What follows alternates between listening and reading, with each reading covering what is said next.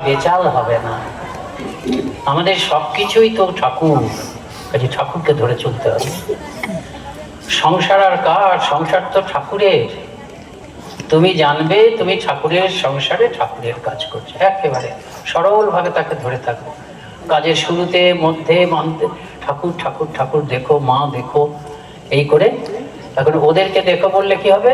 আমার কাজ কিন্তু শুদ্ধ হতে হবে, আমার মধ্যে কোনো চালাকি থাকলে হবে না, একদম সরলতা, কোনো প্যাঁচ থাকলে হবে না।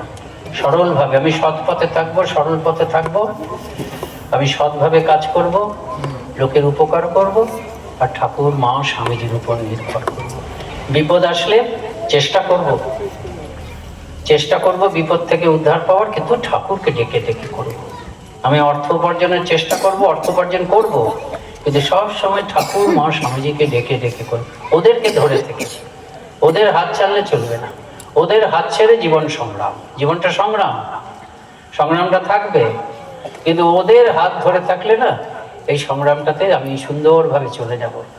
সংগ্রামই চলছে, কিন্তু আমি ধরো হয়তো গত 5 বছর ওদের হাত ধরে সংগ্রাম করেছি, আমার সামনে আরো সংগ্রাম আসছে, কিন্তু ওই যে 5 বছর আমি সংগ্রাম করেছি ওদের হাত ধরে, যুদ্ধ করেছি ওদের হাত ধরে, জীবনের সঙ্গে সংসারের সঙ্গে, তাতে আমার একটা বিশ্বাস এসে গেছে। এই বিশ্বাস সাংঘাতিক জিনিস, যে এইটাও আমি পেরিয়ে যাব, এই ঢেউটাও আমি পেরিয়ে যাব। কারণ আগের ঢেউগুলো তো পেরিয়েছি ওদের হাত ধরে, আমি তো ওদের হাত ছাড়ছি না, আর কখনো ছাড়বো না। যখন জানতাম না তখন ওদের ছাড়া চেষ্টা করেছি, এখন যখন ঠাকুর মা স্বামীজির মহিমা বুঝে গেছি, তারা কত আপনজন, কত প্রেমময়, কত ভালো মানুষ। ঠাকুর বলছেন কথা, ভালো মানুষের উপরে ভার দিলে সে কি তোমাকে কখনো ঠকাবে? ভগবান হচ্ছে সব থেকে ভালো মানুষ।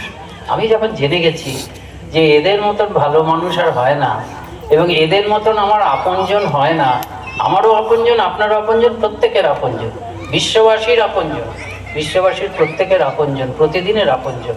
আমি যখন জেনে গেছি যে এদের মতন ভালো মানুষ হয় না, আপনজন হয় না, আমি আর কখনো তার হাত ছাড়বো, হাতটা ধরে থাকবো, ধরে থেকে আমার সংসারের যা কর্তব্য করে যাব, প্রার্থনা করব। এই হচ্ছে ঠাকুরমা স্বামীজি। তা এই জন্য এসছেন, কঠিন কিছু নয়, বড় কিছু নয়, করতে হবে। সারা পৃথিবীর ঠাকুর তিনি, কিন্তু আমারও ঠাকুর আমাকে বানাতে হবে। আমি এই উদাহরণটা দিই, ধরুন এই যে মাধ্যমিক পরীক্ষা টরীক্ষা হয়, রেজাল্ট বেরোবে কিছুদিন পরে, আমরা সবাই আনন্দ করব যখন বেরোয়, যে প্রথম যে হয়েছে, প্রথম 10-এর মধ্যে যে হয়েছে, সে কিভাবে পড়াশোনা করেছে, তার মা কিভাবে সাহায্য করেছে, কারোর বা শিক্ষক কিভাবে সাহায্য করেছে, সে কত ঘন্টা পড়েছে, এসব আমরাও যখন দেখি আমাদের খুব উদ্দীপনা, বা কি ভালো কি ভালো। কিন্তু আসল চিন্তাটা কোনটা? আপনার বাড়িতে একটি ছেলে আছে, সে সামনের বছরে মাধ্যমিক দেবে, এরা যতই ভালো করুক, আসল আপনার চিন্তা কি, এই আপনার ছেলেটি সামনের বছরে মাধ্যমিক কি করবে, এটাই তো। তেমনি শ্রীরামকৃষ্ণের লীলা সারা পৃথিবী জুড়ে, মায়ের লীলা, ঠাকুরের লীলা, এরকম লীলা হচ্ছে, ব্রাজিলে হয়েছে, কত জায়গায় প্রতিদিন তাদের কৃপা বর্ষণ হচ্ছে মানুষের উপর। কিন্তু ফাইনালি কি দাঁড়ালো? আমার ক্ষেত্রে দাঁড়ালো, আমি কিভাবে, এই যে স্বামী বলভদ্রানন্দ, আমি কিভাবে আমার দৈনন্দিন জীবনে এই যে সর্বজগতের সর্বমানুষের ঠাকুরমা স্বামীজি, তার কৃপাটাকে কাজে লাগাতে পারি। তেমনি আপনার কাজে কর্তব্য হচ্ছে আপনি কিভাবে কাজে লাগাতে পারেন আপনার জীবনে। কাজে লাগানোর জন্য ওরা যা বলেছেন খুব কঠিন কিছু নয়, এই কয়েকটা জিনিস: সৎ থাকবো, পবিত্র থাকবো, সরল থাকবো, সেবা পরায়ণ, পরোপকারী হব, সঙ্গে সঙ্গে একেবারে খুঁটি ধরে গোল পাক্কা ওই ঠাকুরমা স্বামীজির একবারে হাত পাকে থাকবো, ওদের কাছে প্রার্থনা করব, ওদের কাছে শক্তি প্রার্থনা করব। সমস্যা হয়ে গেছে খুব, বুঝতে পারছি না কি, তখন ওদের কাছে সঠিক বুদ্ধি দাও, ওরা দেবেন। এইভাবে চলতে হবে। এই কয়েকটি কথা বলে আপনারা অনেকক্ষণ ধরে অপেক্ষা করছেন, আমার খুব ভালো লাগলো এখানে এসে। ওই যে বললাম না, এই কথা বলছিলাম এদের দুজনের সঙ্গে কীভাবে পরিচয়, কতদিন আগে ভুলে গেছি।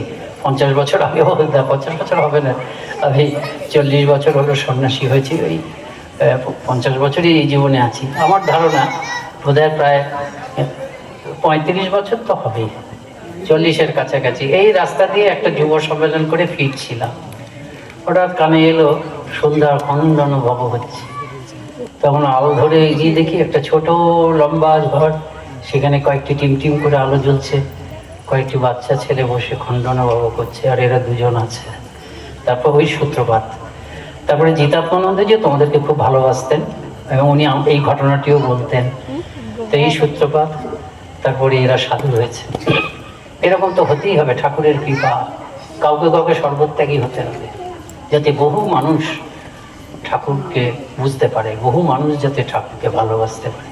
তো এই গ্রাম থেকে, এই অঞ্চল থেকে এরা দুজন সর্বত্যাগী হয়েছেন।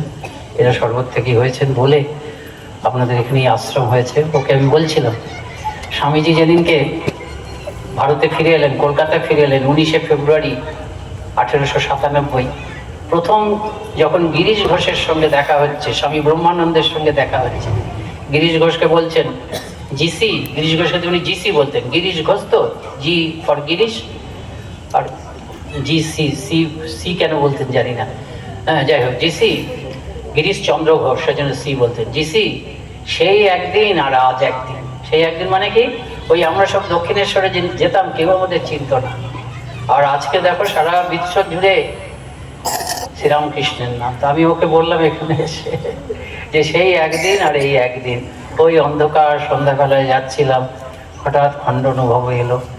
আজকে দেখছি কি সুন্দর মন্দির, কত সুন্দর আশ্রম হয়েছে, আর আপনাদের কত লোক, কত ভক্ত এই আশ্রমের সঙ্গে যুক্ত আছেন, আর এতক্ষণ ধরে অপেক্ষা করছিলেন আমি আসবো। আমার ভালো যেমন লাগছিল, আবার লজ্জাও লাগছে, এত কষ্ট করে দাঁড়িয়ে আছেন ছোট ছোট বাচ্চা। এবং ঠাকুর মা স্বামীজি তাদের আশীর্বাদ কৃপা আপনাদের উপরে বর্ষণ করুক। আর আপনারা একেবারে ঠাকুর মা স্বামীজিকে কখনো ছাড়বো না, এরকম ভাব করবে, এটা প্রতিজ্ঞা করবে। একটা গান আছে, মায়ের সম্বন্ধে ভক্ত গাইছে যে যদি বলো ছাড়ো ছাড়ো আমি না ছাড়িব। এটা লোকেশ্বরানন্দজি বক্তৃতাতে বলতেন। একজন ভক্ত মাকে বলছেন, জগৎ জননীকে বলছেন, যদি বলো ছাড়ো ছাড়ো আমি না ছাড়িব, বাজন নুপুর হয়ে চরণে বাজিব। তুমি হয়তো লাথি মেরে আমাকে সরিয়ে দিতে চাচ্ছ, আমি তোমার পা ছাড়বো না, আমি তোমার পায়ের নুপুর হয়ে থাকবো, যাতে তুমি যখন নাচবে যা করবে তোমার পায়ের থেকে তোমার চরণটা আমি ছাড়ছি না। তেমনি এটা যেন আমরা করি সবাই মিলে। একবার যখন পেয়েছি, এরকম ভালো মানুষদের পেয়েছি, ভালো মানুষদের মানে ঠাকুরমা স্বামীজির কথা বলছি, এত ভালো মানুষ, এত আপনজন মানুষ, আমরা কখনো তাকে ছাড়বো না।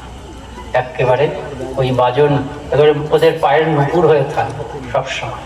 কি দিলেন কি না দিলেন হিসাব করবো না, ওই পায়ে পা ধরে থাকবো, একদম আঁকড়ে ধরে থাকবো সারা জীবন। তারপর যা করার করবো।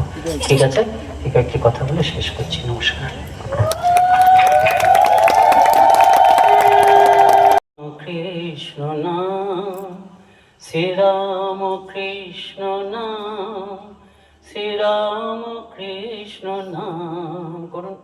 প্রেম ভরে মন রে গাহ রাম কৃষ্ণ নাম, শ্রীরাম কৃষ্ণ নাম, শ্রীরাম কৃষ্ণ নাম।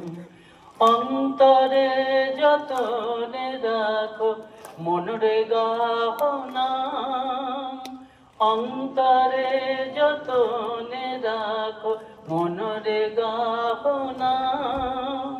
দীন কাঙালের দান রাম কৃষ্ণ নাম, দীন কাঙালে শ্রীরাম কৃষ্ণ নাম, শ্রীরাম কৃষ্ণ নাম, শ্রীরাম কৃষ্ণ নাম। প্রেম ভরে মন রে গাও রাম কৃষ্ণ নাম, শ্রীরাম কৃষ্ণ নাম, শ্রীরাম কৃষ্ণ নাম। নাম ব্রহ্ম একই জেনে মন রে গাও নাম, নাম ব্রহ্ম একই জেনে মন রে গাও নাম। এটার মানে কি জানেন তো? নাম এবং ব্রহ্ম এক, মানে শ্রীরামকৃষ্ণ নাম